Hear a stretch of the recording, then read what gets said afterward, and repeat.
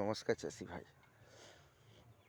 এখানে এক চাষি ভাই ফুলকপি চাষ করেছেন।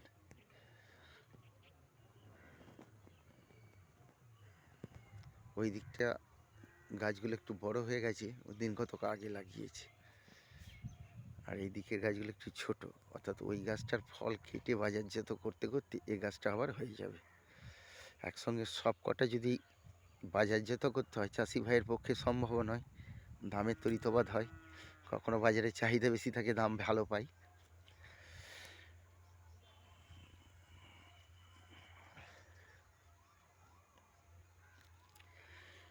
চাষিদের সেই মামুলি ধারণা ধান আর আলু, সেখান থেকে সবজি চাষে কিছু কিছু চাষি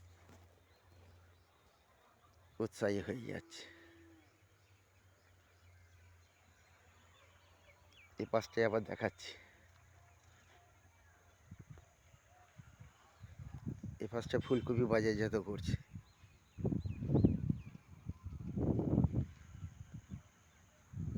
আলুর যেমন দাম নেই, এখন ছ্যাঁচা,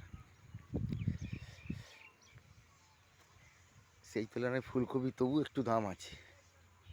এধারে আবার শশা চাষ করেছেন উনি। চাষিদের তো আর অন্য কিছু উপায় নেই, চাষ করি তাদের জীবিকা নির্বাহ করে, ফলে বিভিন্ন চাষের উপর নির্ভর হয়ে যাচ্ছে।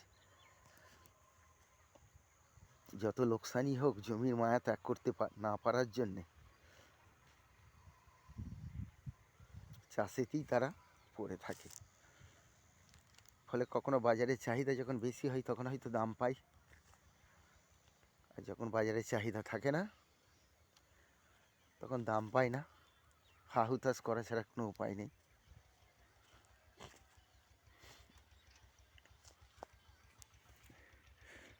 আলুর যখন বাজারে চাহিদা থাকে তখন দাম বাড়ে,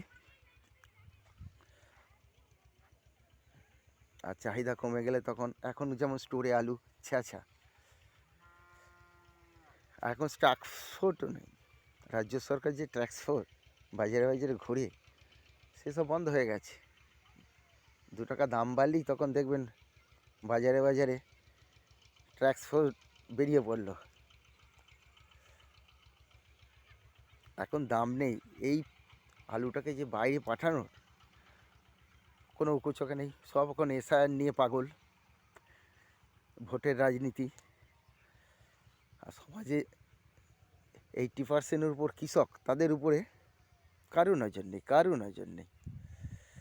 আমি এই ভিডিওটা করলাম শুধুমাত্র চাষিদের করুণ অবস্থার কথা সর্বসাধারণের সামনে তুলে ধরার জন্যে। কোনো সরকার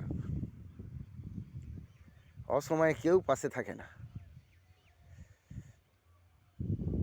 মায়া কান্না করা ছাড়া তাদের আর কোনো কাজ নেই। শুধু ভোটের রাজনীতি, শুধু ভোটের রাজনীতি।